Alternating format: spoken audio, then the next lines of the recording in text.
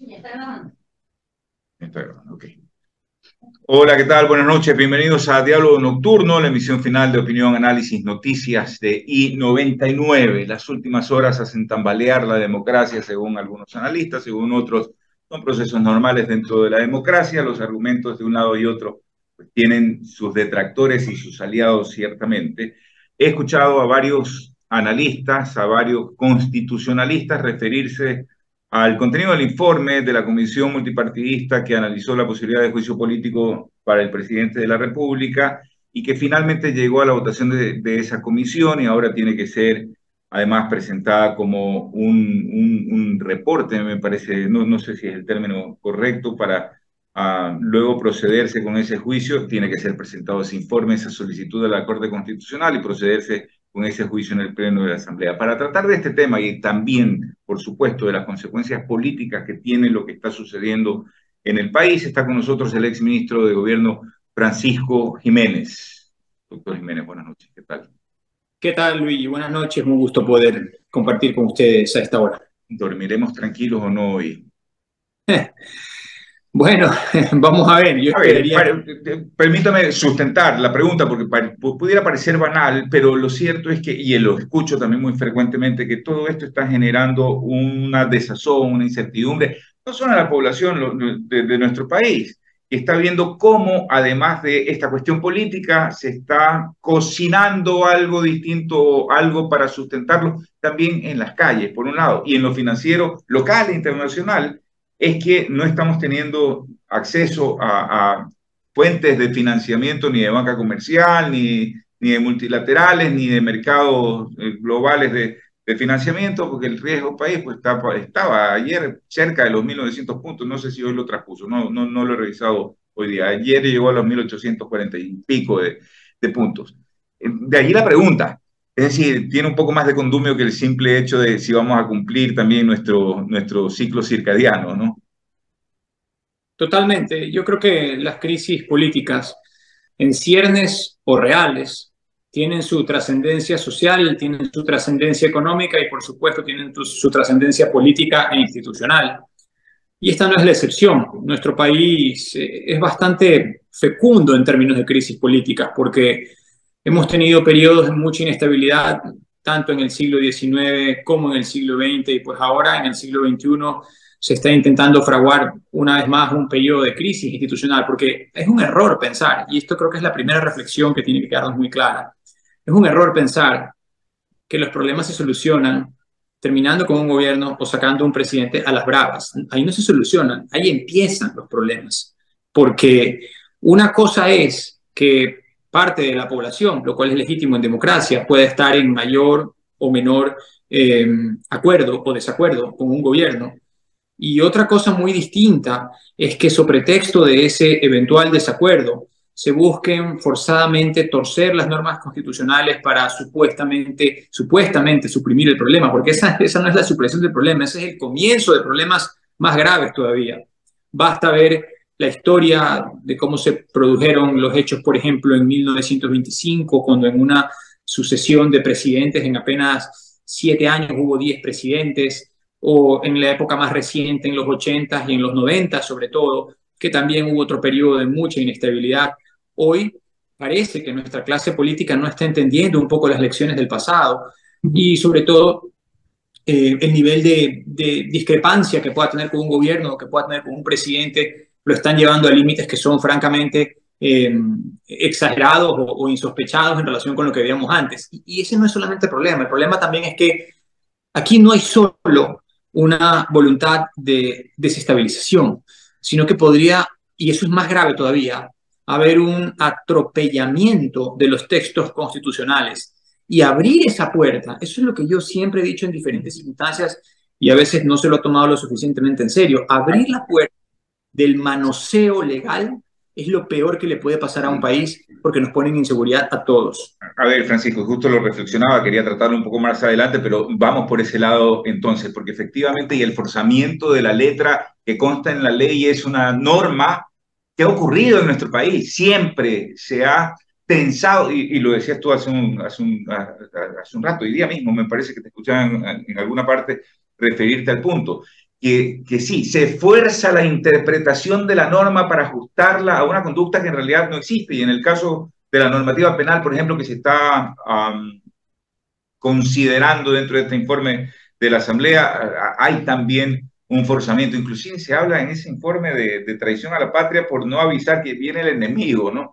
Entonces, claro, a pesar de que aquí no funciona tanto el derecho consuetudinario, la realidad es que forzada esta interpretación más adelante puede volver a ocurrir. Y de hecho, en este mismo instante hay quienes están interpretando los argumentos que maneja la oposición, los están convalidando para dar paso a ese juicio político. Y puede ocurrir, puede ser, digamos, el cierne de procesos desestabilizadores en el momento que les dé la gana, con la constitución que nos, iba a decir enchufaron, pero no, la gente votó por esa constitución en 2008 o cualquier otra, pero siempre se ha forzado, Francisco, esa es la realidad.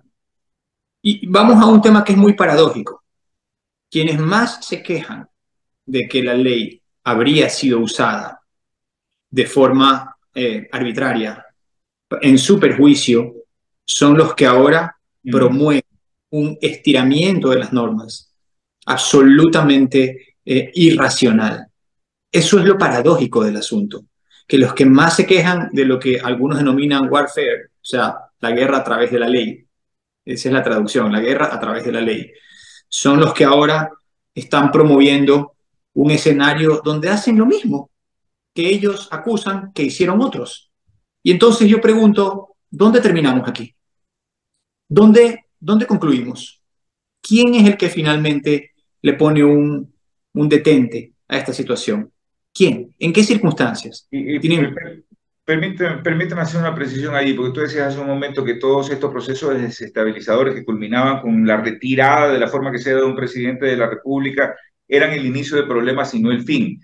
A ver, ¿qué pasa primero para lograr esa defenestración de un primer mandatario? ¿No? Se calientan las calles, hay revoluciones, lo que tú quieras, 1925 revolución, en lo más reciente, 97 y 2003 con Lucio Gutiérrez, etcétera, revoluciones en la calle, digamos, los forajidos y demás. Lo que sí logra esa defenestración es calmar, pacificar, sosegar el momento, pero ojo, de los revoltosos, no necesariamente del país, o estoy equivocado.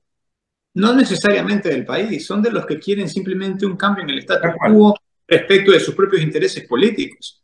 O sea, lo que hacen es tratar de poner unas curitas para pretender que el problema está solucionado y eso es realmente algo muy engañoso y es una de las razones por las cuales el país se mantiene en el atraso, porque no queremos ser consecuentes con nuestros actos. Y claro, si el soberano al final es el depositario último de la voluntad popular, es el que escoge gobiernos, estamos claros también de que ellos pueden remover gobiernos, pero para eso está la Constitución y la Constitución dice que cada 4 años existe esta posibilidad, salvo que haya una situación flagrante que esté verdaderamente demostrada, no cantinflescamente interpretada, sino verdaderamente demostrada en el texto constitucional. Para eso hay artículos que lo prescriben de forma exacta.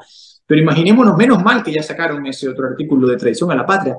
Traición a la patria porque el primer mandatario no habría utilizado un informe para luego ir a donde una corte y decir, tome, utilice este informe para que tomemos esta decisión. Por eso es traición a la patria, cuando en realidad la Constitución no lo faculta hacer eso. Por eso está la Fiscalía, por eso está el sistema de administración de justicia, por eso están las instancias investigativas. O sea que si hubiera hecho eso, entonces le hubieran acusado de que se estaba rogando funciones. Por lo menos ya sacaron ese artículo que francamente era realmente un insulto a todos los que tenemos derecho. Yo siempre me he rebelado contra todas las metidas de mano en la justicia, no importa de dónde hayan venido, no importa quién haya estado allí.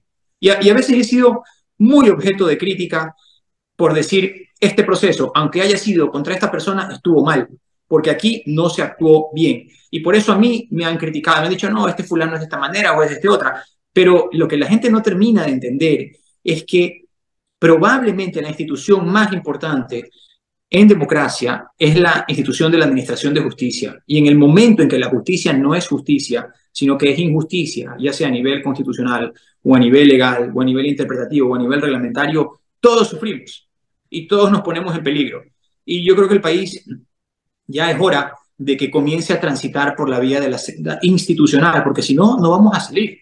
Perdón ahí, Francisco, precisamente las normas constitucionales que permiten el enjuiciamiento político del presidente de la República dejan espacio aparentemente a la interpretación y por eso se están utilizando en este momento para ese pretendido juicio a Guillermo Lasso. ¿Es así o tenemos que ser mucho más específicos en una constitución que tiene, creo que tantos artículos como escalinatas tiene el Cerro del Carmen, ¿no? Creo que eran De hecho, 444. exacto, son 444. Sí. Ah, igualito. Y sirven Sí. para llegar a ninguna parte también. Este, Sí. ¿será que debemos llegar a la minucia, Francisco?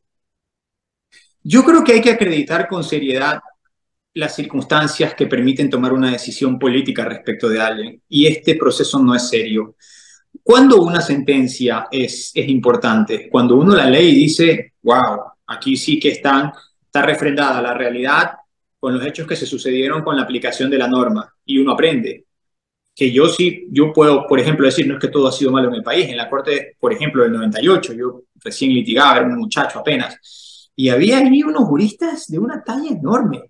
El doctor Albán, el doctor Andrade, el mismo Hernán Salgado, que hoy está en la Corte Constitucional. Había gente que verdaderamente respetaba y amaba el derecho, y lo consideraba y lo aplicaba.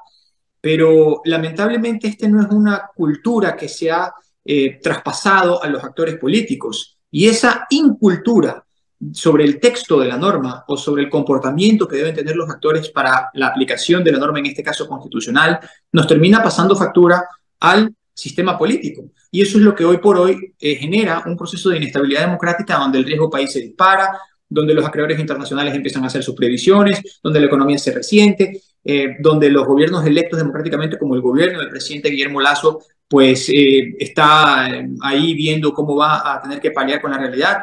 Yo, francamente, veo con mucha preocupación estos escenarios, porque esta especie de obsesión por captar el poder o por reivindicar un espacio de poder, finalmente nos termina pasando una factura muy alta. Muy bien. A ver, presentado el informe de la comisión multipartidista, aprobado por esa comisión, inclusive con un voto increíble de un miembro del gobierno, de un asambleísta del gobierno que se equivocó al votar, pero bueno, eso más allá de la anécdota.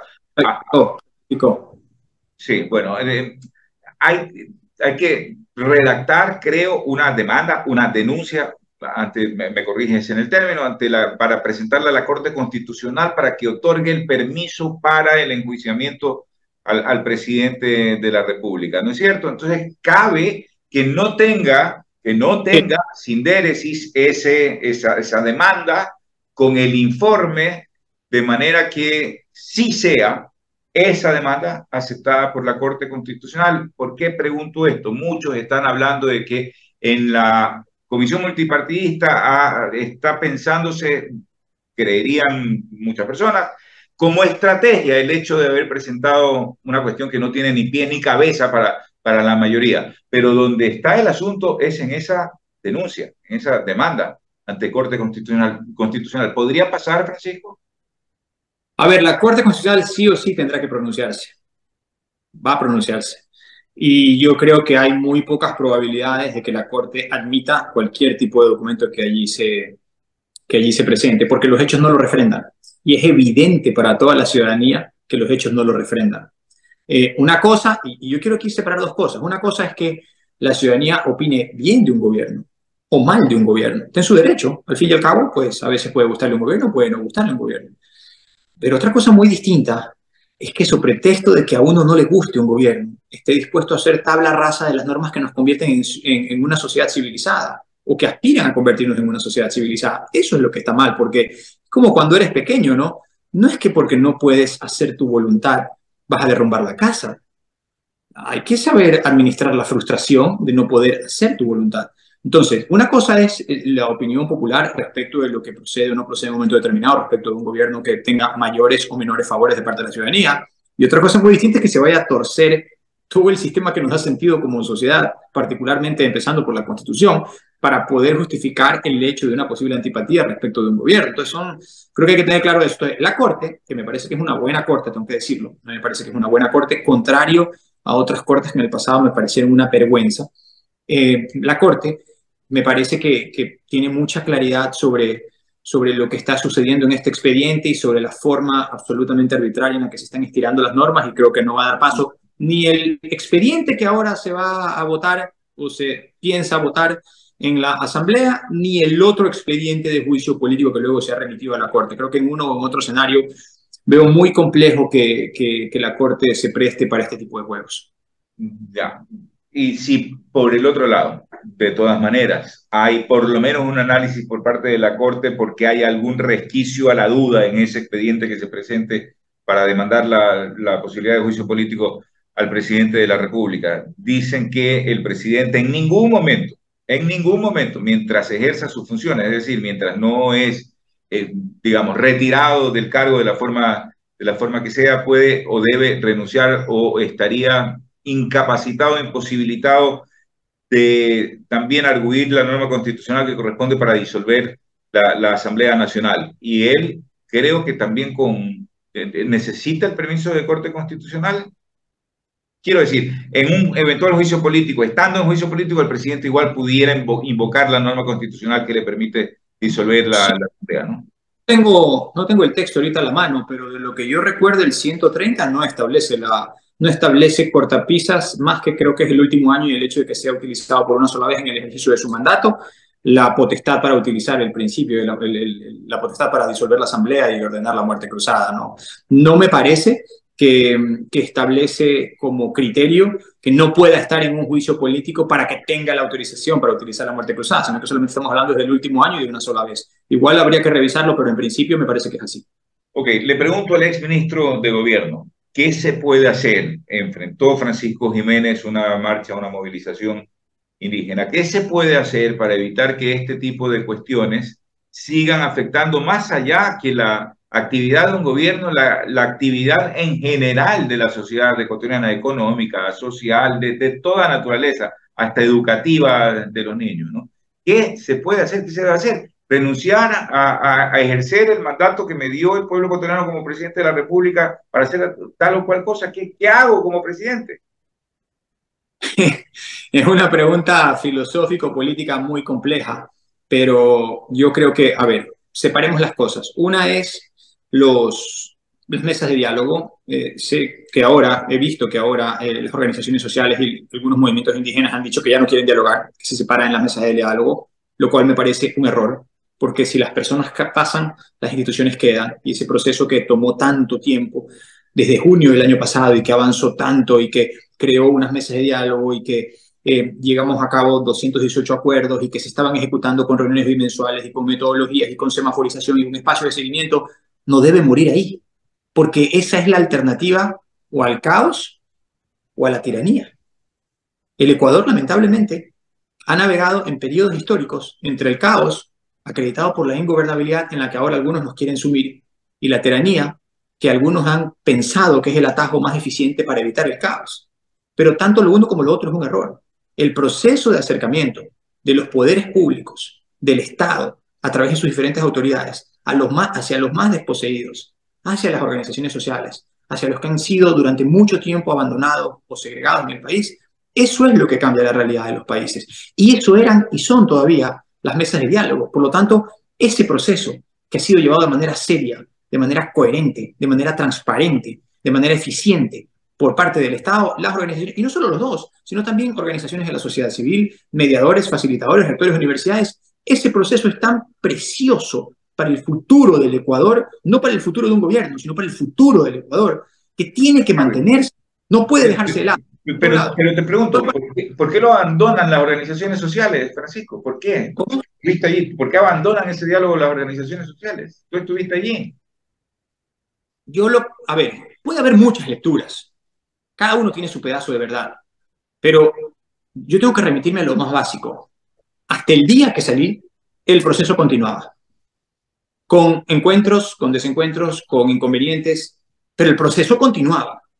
Y yo no he visto que haya habido ni una sola acción de la actual administración que haya hecho nada para perjudicar el proceso. Al contrario, lo ha fortalecido, lo ha seguido, lo ha impulsado, que es lo responsable dentro de un gobierno que mantiene una continuidad dentro de su política pública. El gobierno ha dicho claramente que quiere continuar con el diálogo. Entonces, la posición de las organizaciones, personalmente, en este aspecto me parece incomprensible. Hay otro tema allí, que es el de la política minera.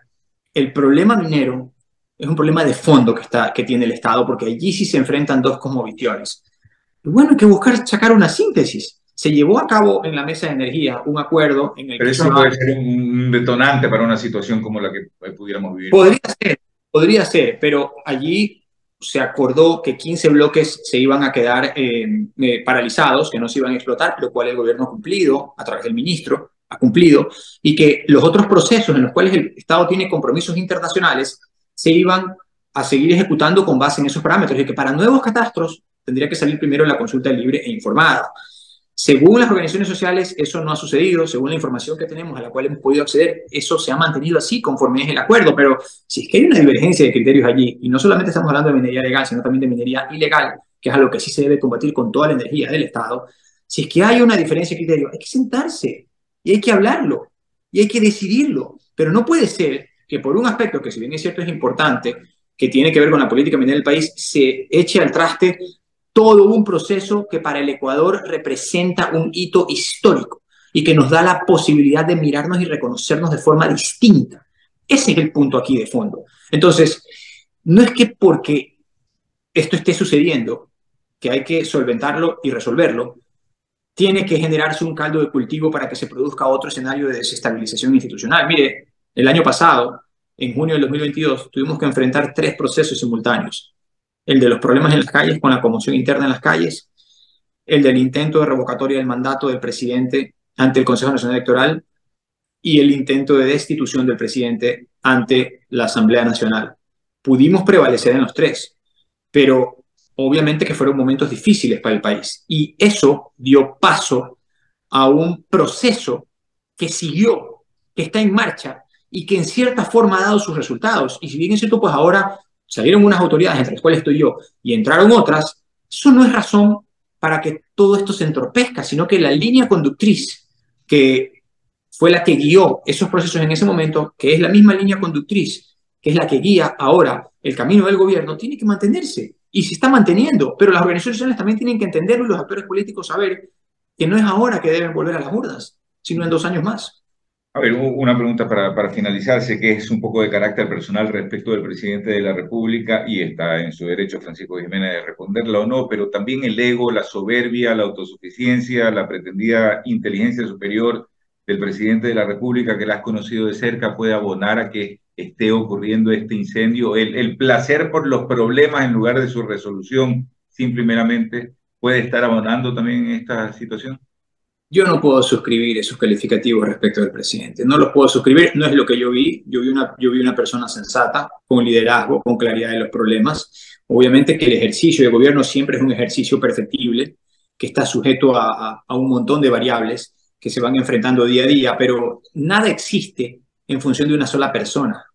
Las circunstancias políticas de un país existen no solo en función de un presidente de la República, sino también en función de la clase política, de los actores políticos, de la realidad política en la Asamblea, de la realidad en la calle, de los problemas que tiene un país, de los problemas de inseguridad. Entonces, es un conjunto de cosas que tiene que ser afrontado, pero yo en realidad me llevo, como lo dije siempre, lo dije en una carta pública cuando salí, yo me llevo la mejor de las experiencias en cuanto al momento que a mí me tocó afrontar y lo que significó para mí, no solo en términos de búsqueda de solución de problemas, sino también de aprendizaje. Algunas personas me dicen, no, pero no digas que aprendiste. ¿Por qué no voy a decir que aprendí?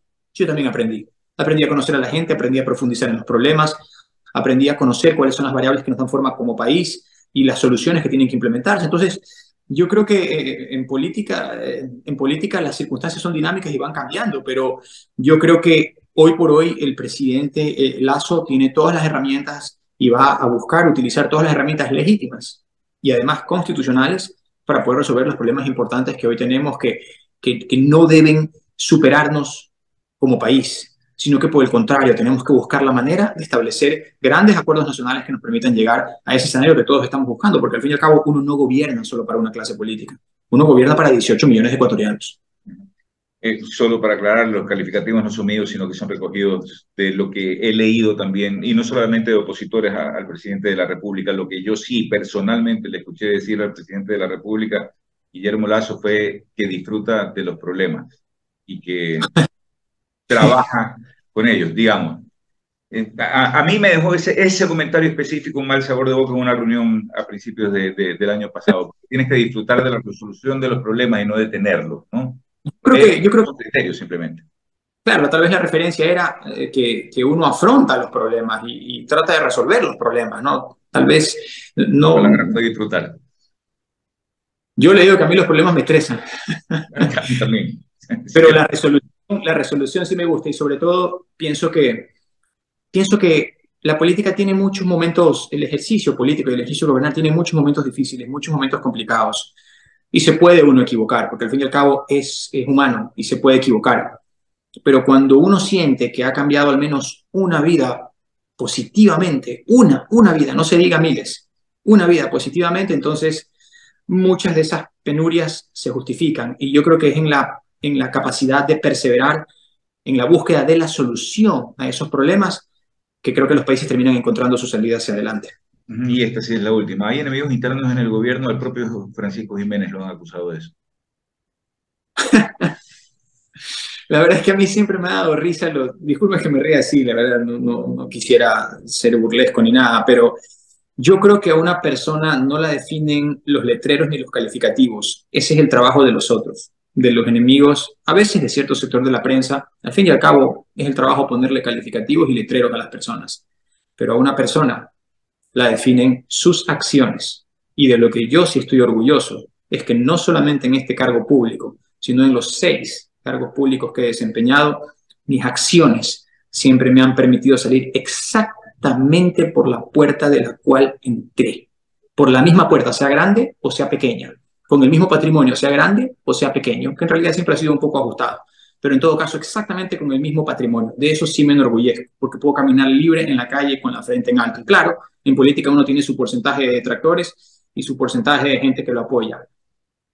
Pero la transparencia, la ética, la honestidad, la lealtad y lo que uno trata de poner como elementos de capacidad en la gestión del cargo es algo que yo siempre he tratado de acreditar y la verdad es que yo sí, siempre he pensado, a mí desde chiquito me enseñaron que a uno lo definen sus acciones, no lo que digan nosotros. Francisco Eduardo Jiménez Sánchez, exministro de Gobierno. Muchas gracias por haber estado aquí, Francisco. Gracias a ti, Luigi. Concluimos. Son ya las 21 horas con 30 minutos. Gracias por habernos acompañado. Buenas noches. Buenas noches.